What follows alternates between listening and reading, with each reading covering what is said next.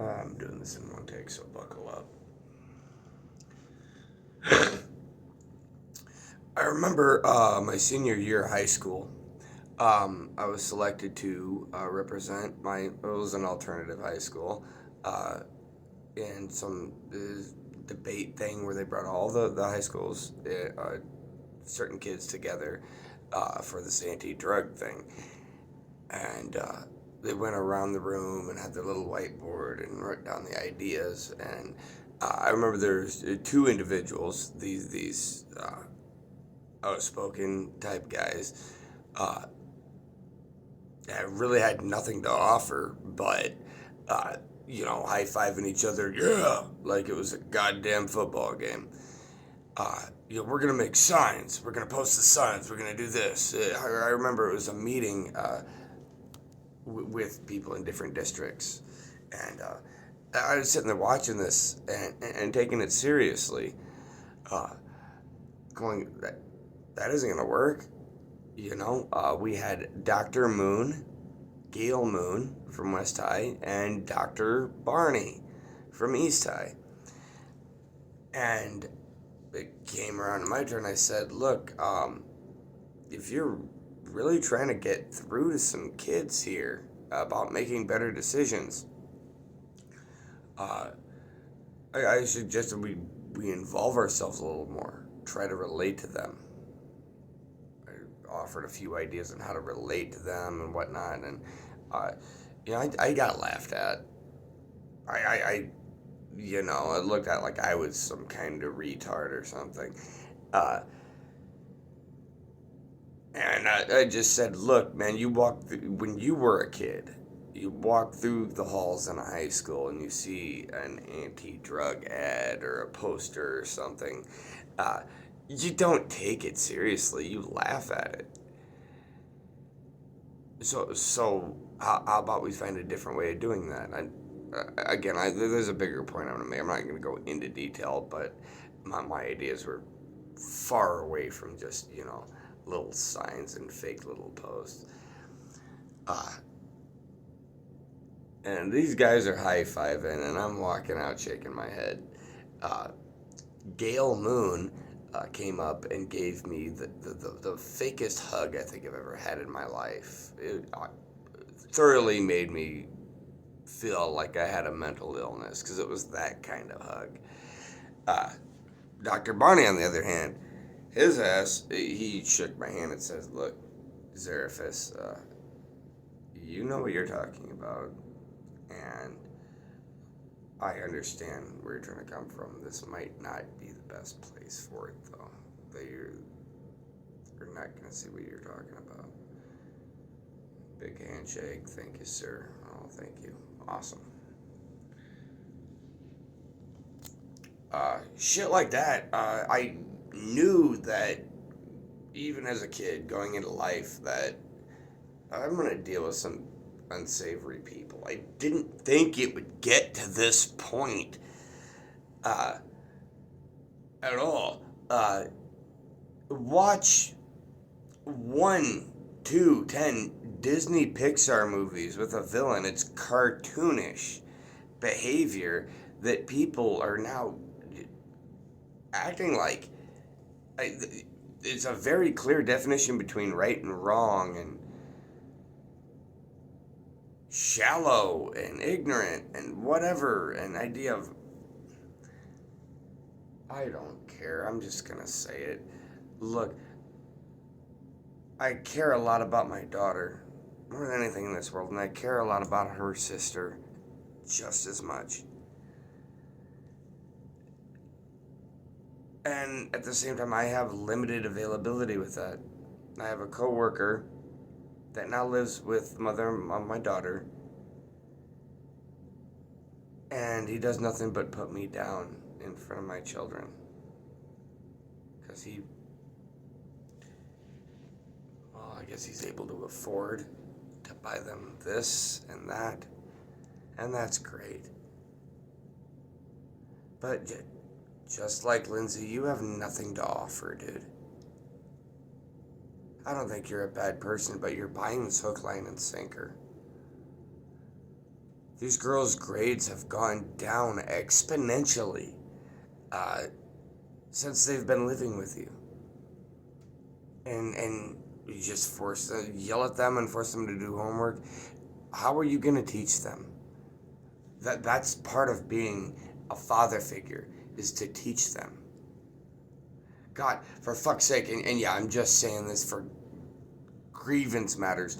I dropped out of college. I was literally teaching psychology classes in college. The teacher knew less than I did. Said, "You want to teach the class?" The next 2 days I did. The third day, I dropped out because Lindsay was pregnant and I was going to take care of Lena. I was the first dad she ever knew. And now, maybe it's a power move that you're doing. I don't know, maybe make yourself feel better. Maybe it's a way of dealing with Lindsay's narcissistic behavior. But you want to limit that as much as you can. I can see that. I can't even talk about it with you. You get angry. You're short with me. Quit talking to me, dog. Quit talking to me, dog. Yeah, I know what you're doing. And I'm sick of it. I could care less about you. And frankly, I used to feel bad for Lindsay, but she's made her decision on what kind of person she wants to be. And I don't find that to be a very good one, much less a good example.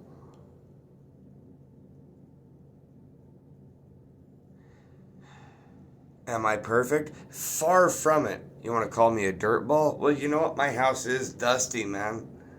My house is very dusty. My head's clean. I just washed my hair.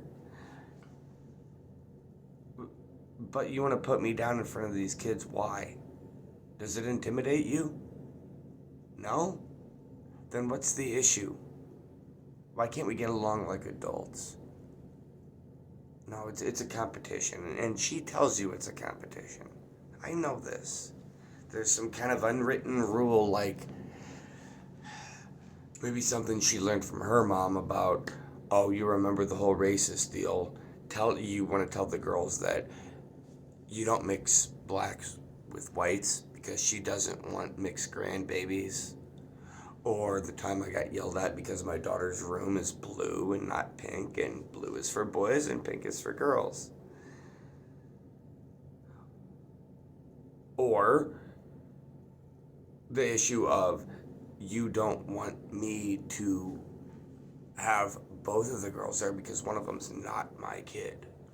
A place for everything, right? You want to keep shit straight.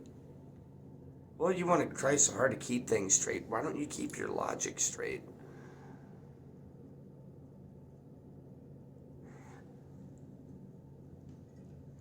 I will sacrifice any part of my life to better them. Wisdom talks about life, everything. And you want to call me a bad father, or excuse me, you didn't literally say that. I'm just the fun dad. I just have fun with them, right? No, I instill wisdom and good conversations. Things that obviously you're not capable of having. I don't think you have malicious intent. I don't think you're trying to buy them off, but that's all you have. I bought a PS5, I bought this, I bought this. Anytime you want to brag about your new fatherly duties, all you do is talk about what you bought. How do you actually connect with them? I mean, my God, I would hope, one of the various times that you get stoned and they can smell your skunk bud, that maybe you'll feel a little froggy and want to have an interesting conversation with them. I have no reason to think that isn't your best at this point. I mean, I see your work ethic, and you've been doing better. Certainly gotten a little more energy than you did sitting outside yelling at Lindsay on your cell phone, or getting yelled at, who knows. But it's not a good example. It's not a good example of the fuck at all. These kids are dealing with some really stupid individuals, some other kids. That's a really bad thing. And they're smart. They're smart and they're handling it very well. God, both me and both of those girls relish in the chance to where they get to talk about how they feel. Actually talk about it. Instead of this shallow little poster, this fake little anti-negative poster you put on the wall because you got nothing else to say and you have no way to relate. I want the best. I want things to better. That's why I'm making this.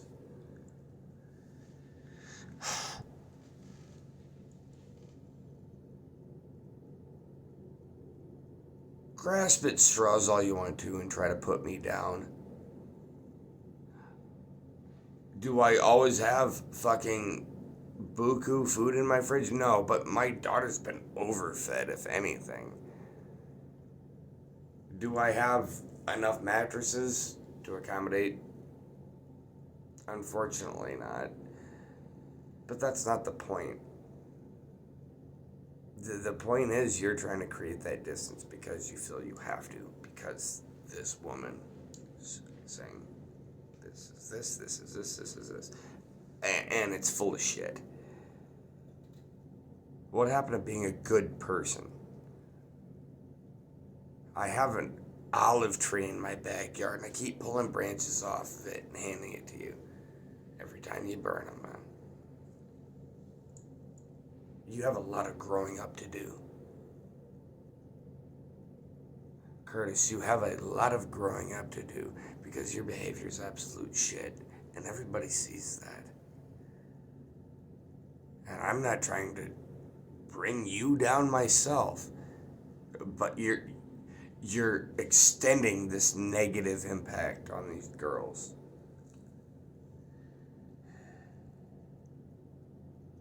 You've crossed so many lines with me. And I think it's a power move. I don't know why. Again, maybe I don't understand why you'd be jealous or intimidated, but you definitely act like somebody that would be.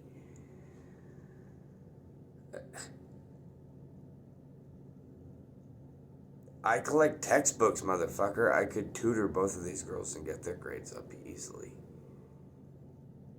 But there's these little dumb unwritten rules that you have to follow, and I'm sick.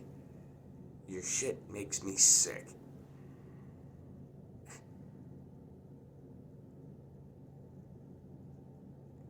I don't even know what to say anymore, dude. This is to you, not Lindsay. Lindsay has... I say 2 words in kindness and she's immediately annoyed. She's annoyed anytime I say anything. I don't know what the fuck happened back in the day, but there was some point she hasn't changed since. I don't know if her mom was on meth when she was pregnant with her or her first breath thing, whatever, but there's no excuse. She's not stupid, and she's had the opportunity to be a good person. And as far as I can tell, everything that she does is for her. And anything that's wrong is somebody else's fault. I've never seen her accept or take accountability, and I have a hard time believing that she ever will. This isn't a hard thing. This is not a hard fucking thing. We can be cool. What happened to people being cool to one another instead of worrying about shit? And yeah, I do believe it's her that's encouraging the negativity. It is toxic as fuck.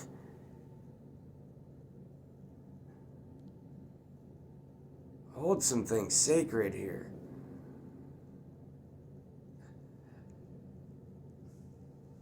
I'm not sure what else to say. I mean, I'm sure I'm gonna think of 1.5 million things I want to say. I could talk and babble for a long time.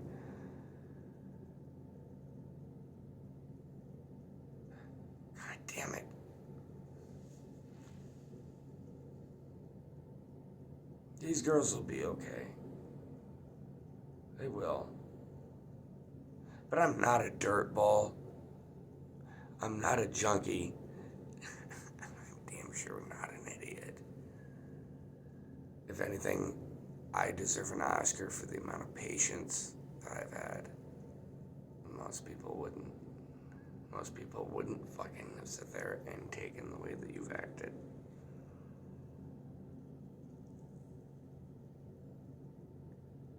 Think long and hard, please.